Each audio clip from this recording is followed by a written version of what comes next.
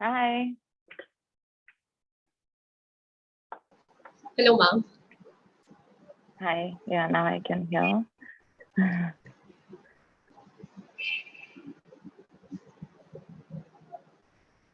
Are we live or are we live? Ma'am, our team will inform us soon. Are Yes, we ma'am. live? We'll go live in just a few seconds. Okay. Okay. Yeah, Okay. we'll go live in 2 minutes. We are resolving some bugs.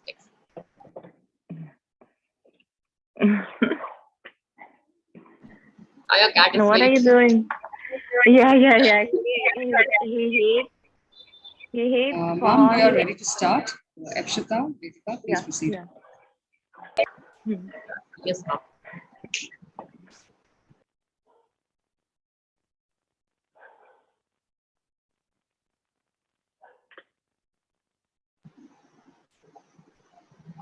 All right.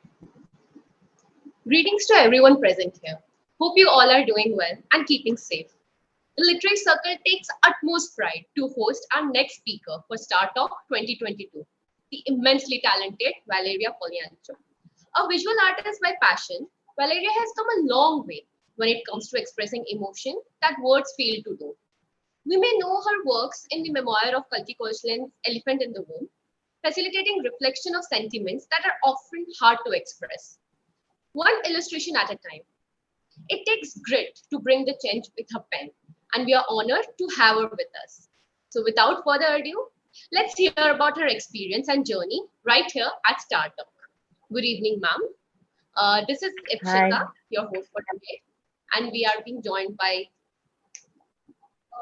Hello, ma'am. I'm Deepika, and we'll be Hi. hosting this session. So, without further ado, let's begin. Ma'am, the first question that we wanted to ask you was, how were you introduced to art? And what forms of art are you attracted to the most? Hmm. So my early memories of doing art is from my childhood. I remember sitting with my dad in the kitchen, and we used to draw for hours together. My parents are very supportive, and they had encouraged me throughout my life, which I feel is really, really important. Yeah. And I think as far as I can remember, I was always drawing, and yeah, yeah, early childhood. Um, and Yes, about the art forms, and what attracts me the most, I think the unlimited possibilities of art forms is what is driving me towards art as a tool and as um, my life purpose. I would say, yeah, yeah. So I like the fluidity of art and the possibilities. And really, right now in 2022, it can be anything as far as your thought is reaching out to people and speaking to them, to their hearts. definitely, ma'am. And people who follow you definitely know how your art, your illustrations play a major role in expressing everything, be it related to whatever is going on right now, or like very personal topics like Kalki Koechlin ma'am's pregnancy. Your art is so expressive that even without you describing it yourself as an artist, we are able to understand what you're trying to put. And I think that is very beautiful. Thank you so Thank you much. so much for that. Thank you. Yes, ma'am. Thank you. So, ma'am, like I mentioned that you have been, like you mentioned as well, you have been working as an artist for a very long time. So, what was your career trajectory like? And what were your sources of motivation to illustrate? Yeah. So motivation is all the time for me. It comes from the emotion or an experience that I have, which was really difficult while working on the book because I don't have children yet. And but luckily, the author Kalki, she's a friend of mine for many years, and we could be honest with each other. And she really helped me as an author, she really helped me to get under her skin, and what you have to go through and how challenging it is, and how many things we just take for granted. I myself didn't know that, what do women go through, in such a precise explanation of, your emotional state and what your mind goes through. Of course, the physical change I was aware of, but I didn't know it in such extent. And I think more and more people should know it. And I try to encourage male audience as well, because there is a full chapter from Kalki's husband point of view and his experience that reveals a lot what men also go through. And unlike girls who discuss this between each other, friends or family, men often would rather keep it to themselves. So I'm really glad that Guy, Kalki's husband, had put it down in words, and we had managed to get it out there as a chapter of the book. Sorry, what was the second part of the question? Yes, ma'am. Like, what motivated you to continue illustrating? That was the second. My career trajectory. So I had graduated in art school. It was my dream to be admitted at art school, and at a very early age, I had graduated it at 14, where kids usually graduate the school at 18 years old. So I had to kind of wait for 4 more years and finish my secondary education to be able to get admission at the University of Culture and Art in Kiev, which was a great place for me as a young artist to meet so many other artists from various fields. It was faculty of the theater and faculty of design, faculty of choreography, a whole range of interesting, vibrant young people. It's a great university. And in fact, by the way, my younger sister, who is also pursuing art as a career, she was planning to get admission this year at the same university in Kiev.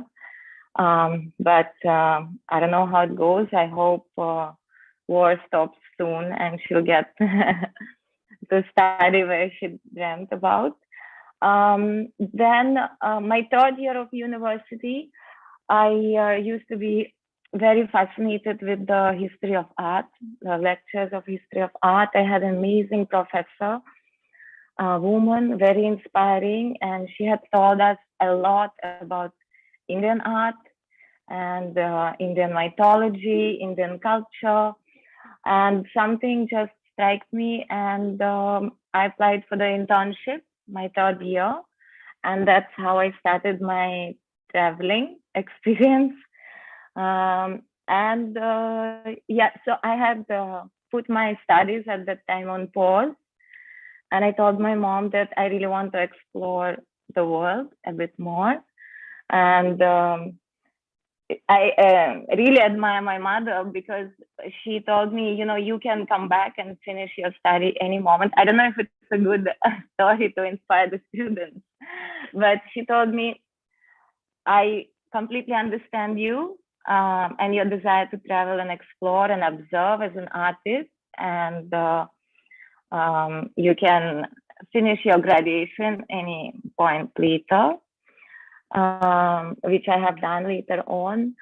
And I kept coming back to India. I traveled a lot in Asia, and I'm very fascinated with the Asian world and culture.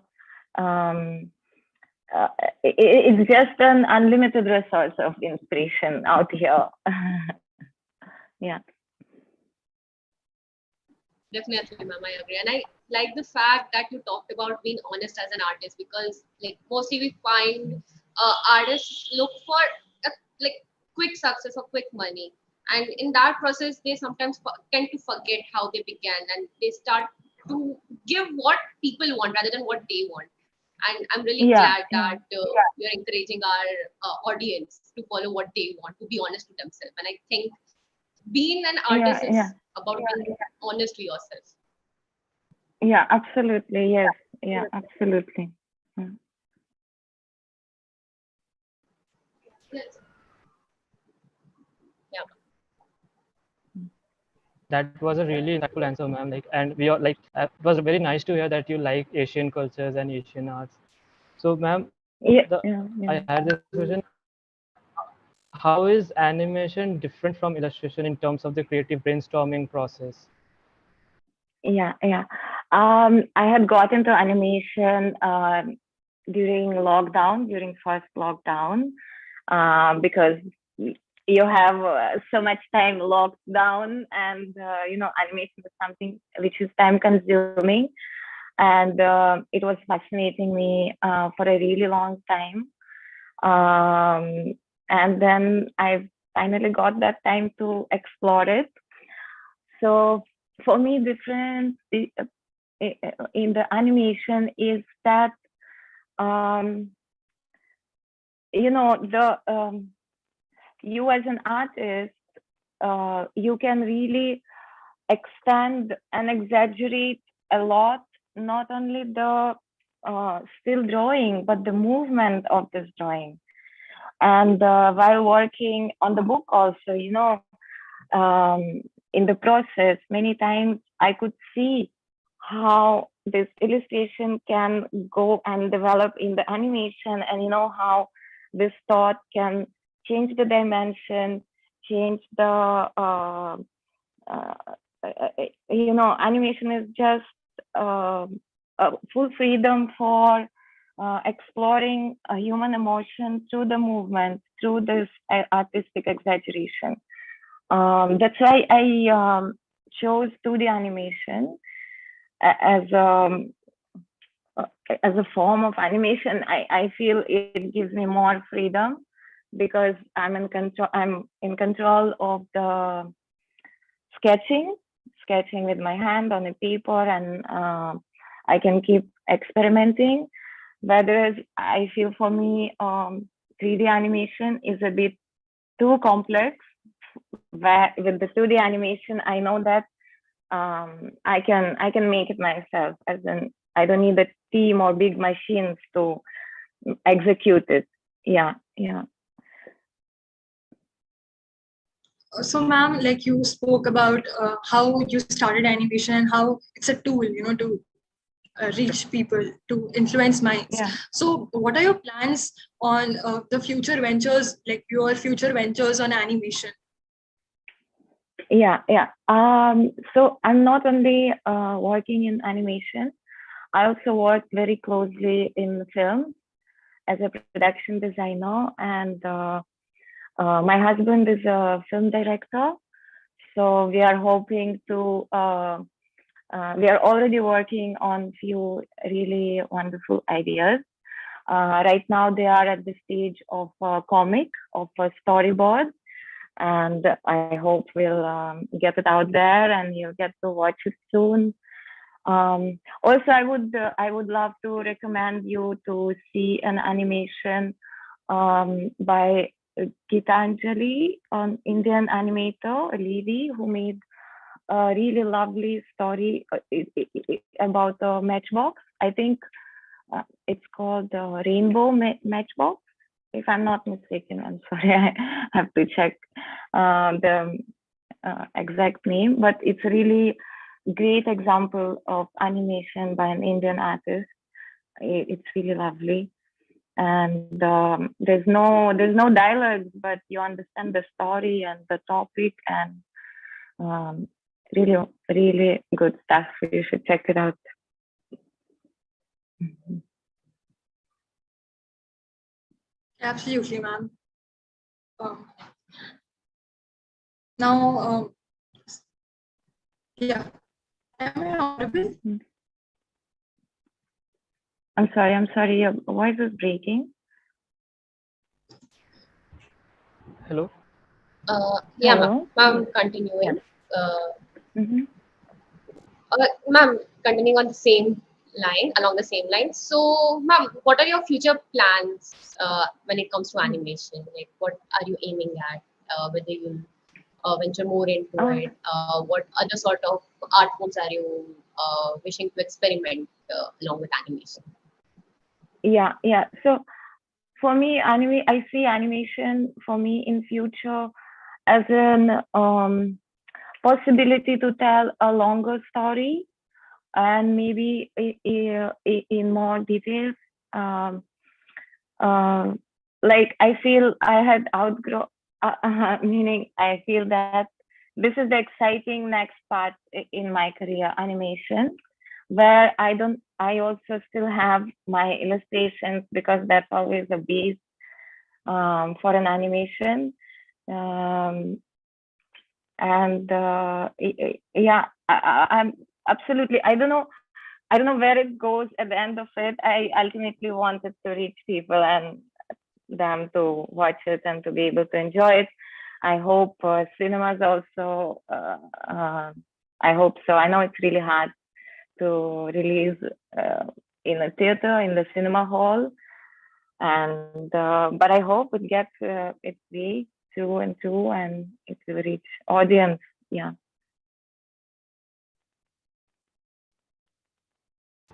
Ma'am, That's that great. was a really beautiful answer, ma'am. Yeah. Thank you.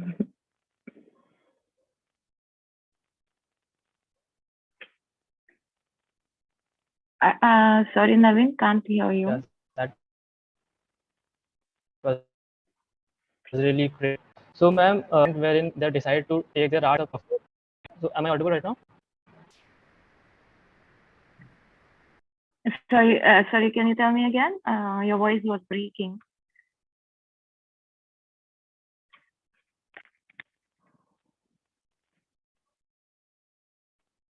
I'm so sorry, I can't hear you. Yes, ma'am. Naveen is facing some technical issues. Let us continue with here. Ma'am, what was the turning point in your life that made you pursue art as professional? Like you obviously told us that from very beginning you wanted to become an artist and you were into art, but there must be that one point where you were like, no, this is what I want to do. This is what my life is meant for. Yeah. When I realized this, I think sitting with my dad in the kitchen at that moment, I realized that this is what I want to do because it had given me such a relief and it was such a nice feeling for me throughout my life that I can enter this world where there is me and a drawing and I have full freedom. I have a full freedom to do with that sheet of paper anything I want. So I think as soon as I could comprehend this thought, that was the moment I realized that this is what I want to do. Yes, ma'am. So like when you actually work on the field, or so I want to know what is your personal experience with the artist's block, and how do you tackle it given the fact that you have a great body of work? Yeah, good question. Procrastination is a big challenge, and artists are extremely vulnerable people, and they tend to, have a swings of work. And the best advice I can give, it's not a very creative answer. It's very basic. Routine is what helps you, and of course, do plan your routine in the right way where your eyes are getting enough of rest, where you get to go for a walk or do a little bit of cycling, or play with your cat or your dog or I don't know, parrot. Take a shower, drink tea or coffee, have those little breaks but keep routine as your priority. I think that's the best way to overcome procrastination or laziness, or and also I would want to advise not to be afraid to get your work out there, to keep doing, keep trying, keep sharing it, keep feedbacks are also great, and feedbacks from your friends, and what do they feel when they saw your artwork, and so not being afraid and keeping your routine on and doing small little things that help you refresh your body and your mind. Yeah.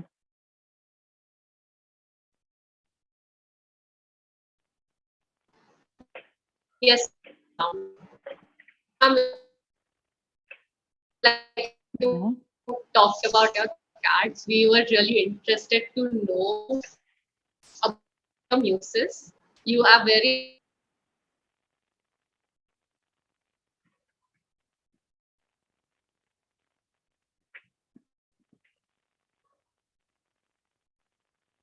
Hello, ma'am. Am I audible? Yes. Now I can hear you. Yeah. Yeah. So, like we have seen that you have a pet and you're really fond of muses. So, I wanted to ask that you have interesting muses, and what does each muse in your life mean to you in your art?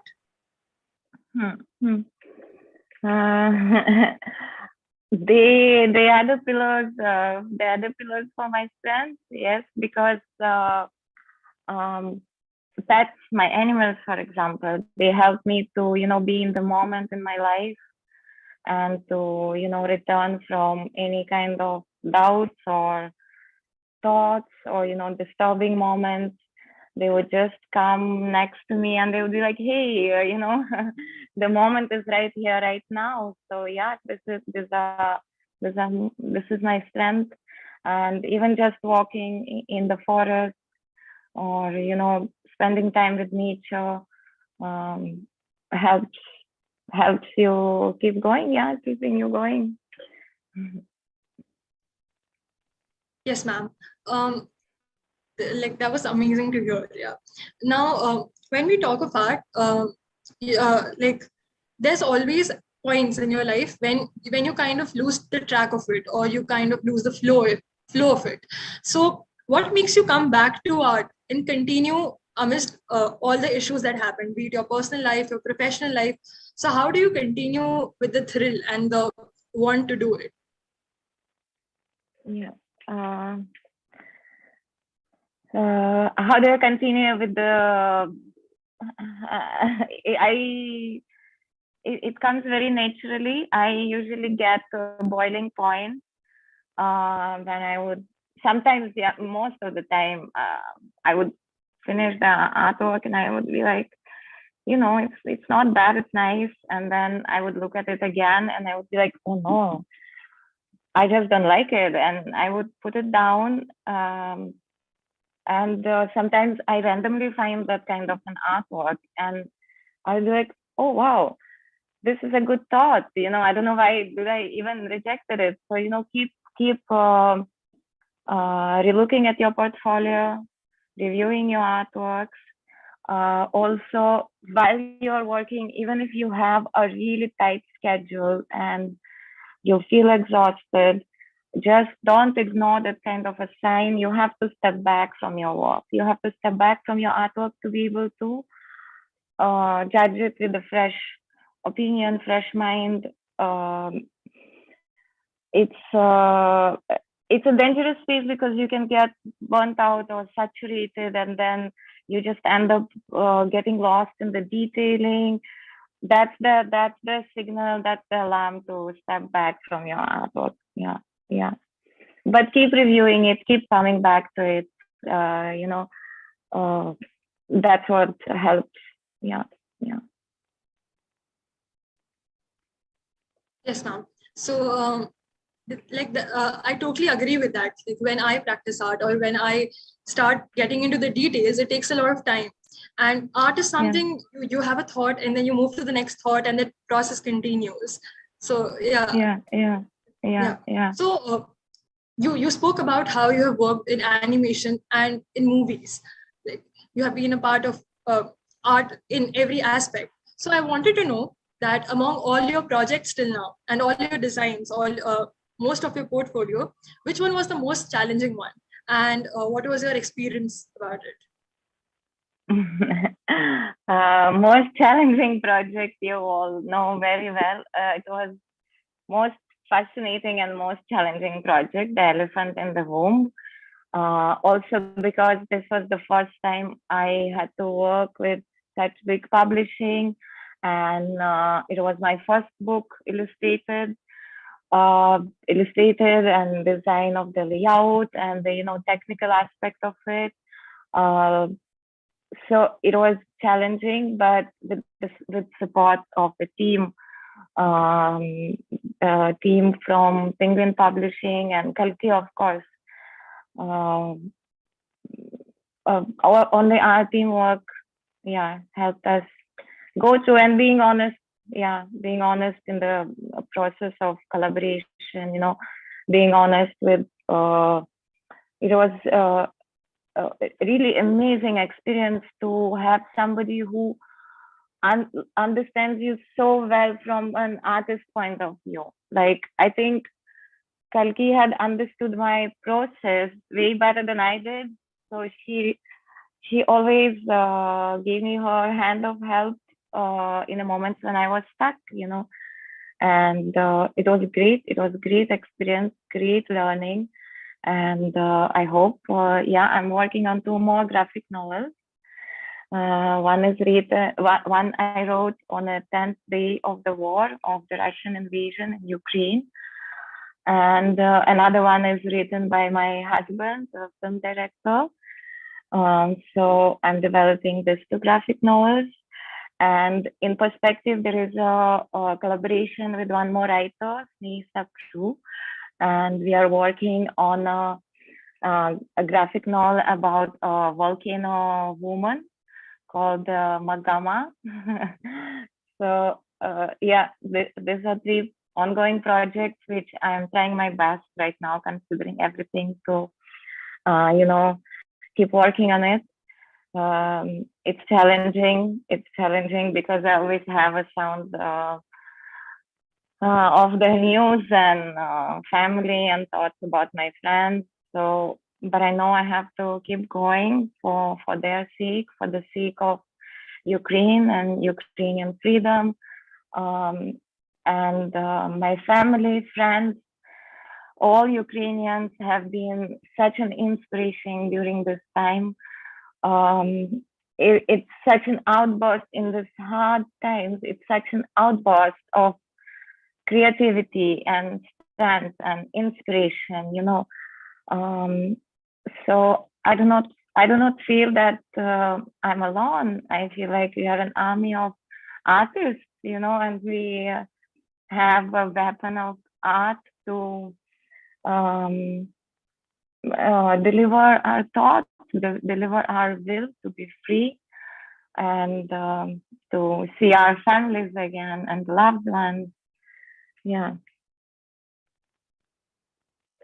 Definitely, ma'am. And I feel that you personify pen is mightier than sword when it comes to your art, speaking 1,000 words amidst whatever is going on right now.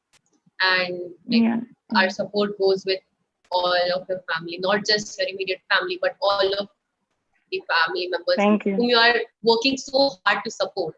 Like, I have been following you a lot, and I have seen how much vocal you are about what is going on, and how much supportive you are. And we all hope that in the end, the world becomes a better place to live in. Ma'am, on that note, I wanted to ask that you have worked on a lot of projects, and a lot of projects dealt with a lot of sentimental and even crude subjects. How did you manage not to romanticize them? Like, for example, Kalki ma'am's memoir, or the work going on.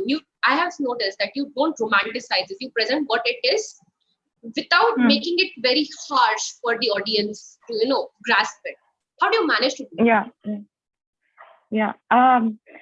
from the start, when I just read an initial drafts of Kalki's book, I called her back and I told her, this is so wonderful because you are speaking so honestly, and yet you manage to, keep your humor, sense of humor alive in such a challenging periods of your life.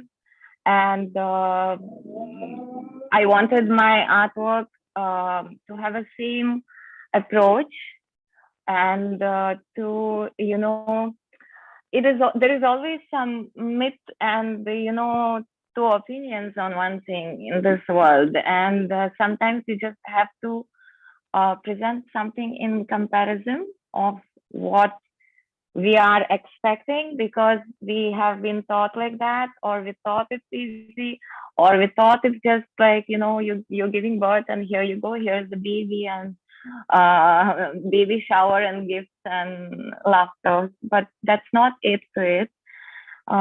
So, and art communicates, like our minds perceive art way faster than, let's say, written text. It's just how our mind works. So I knew that I have to I have to be careful not to exaggerate too much or to say too less through the illustration. I wanted to keep that balance of what do you expect and what you're going through. And that kind of approach always works for reaching out everyone. Even I even got few feedbacks from my friends. I had sent the book by post to my mom. She could not read it because the war started and the courier reached on 23rd. On 24th of Feb, the war had started, but my sister read it, and she doesn't read much in English. She reads in Ukrainian or Russian. But she told me that she could understand, without not being able to understand the English completely. She told me I've totally understood, and she has 2 kids, 2 boys. They are safe right now. They are in Slovakia, and they are amazing. She gave me such feedback, and that's when I knew that it works. It works not only for English-speaking audience, but it can work for a person who doesn't know English at all, and you just open the book and you get the sense of what is it about. Yeah. Definitely, ma'am, because in the end, art is the universal language. It doesn't need word. It doesn't need any fancy syntax. It just needs people to understand it, people to just look at it and derive emotions out of it. And as artists, I feel like it's a great power that artists have to invoke that sort of emotions in human beings. Yes. And yes, absolutely. that, ma'am, I wanted to ask that there are a lot of people who want to make career out of art. So what will be your advice for budding artists regarding that? And are there any problems that they should be aware of? And how can they overcome them? Yeah. I personally, in my career, I have found it very difficult to not understand the business part of art, or even the way you have to keep updating your portfolio and keep making connections, professional connections, having meetings with people, organizing the the economy part of it, your fees, and those kind of things. We don't get time to study at the art school. So I had to learn it by myself, how to deal with that part. I still suffer with those kind of that kind of understanding. I'm still learning, but definitely,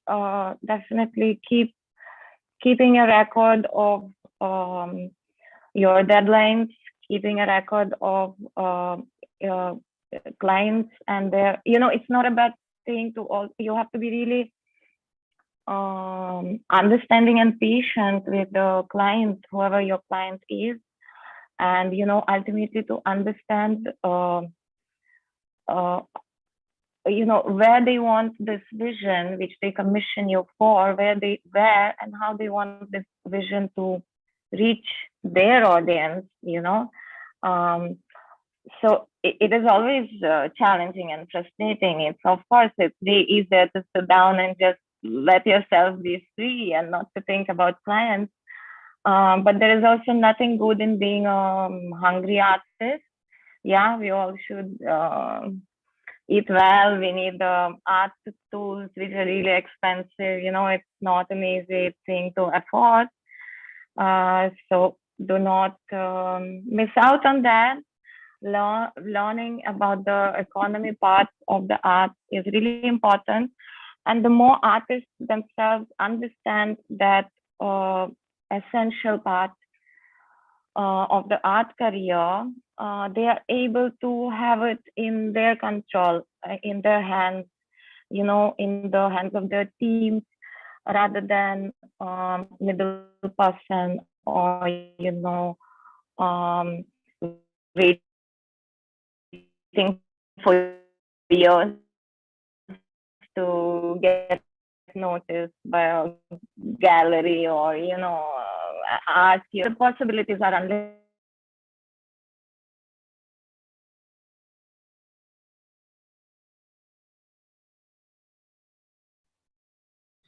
Yes, ma'am. Am I audible? So art speaks in a language that the world cannot express, that the words cannot express. And so we thank Ms. Valeriya for preserving the pristine art of visual creation. And we hope she has inspired our audience in taking a step towards doing what they Hello.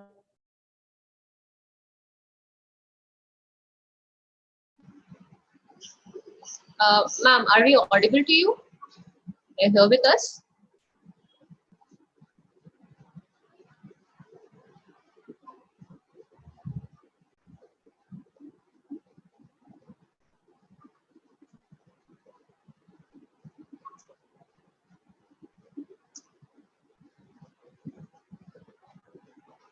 Yes, ma'am. Yes, ma'am. Yes, ma'am. Can you hear me? Yes, ma'am, we can hear you. Yeah. Yeah. It was absolutely grateful. We are absolutely grateful to have you here. Thank you for inviting me. Yeah. So art speaks in a language that words cannot express.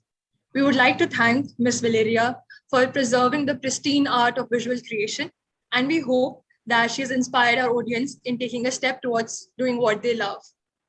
Thank you so much, ma'am, for being here. Thank you. Slava Ukraini. Thank you, ma'am. Thank you. The stream has ended.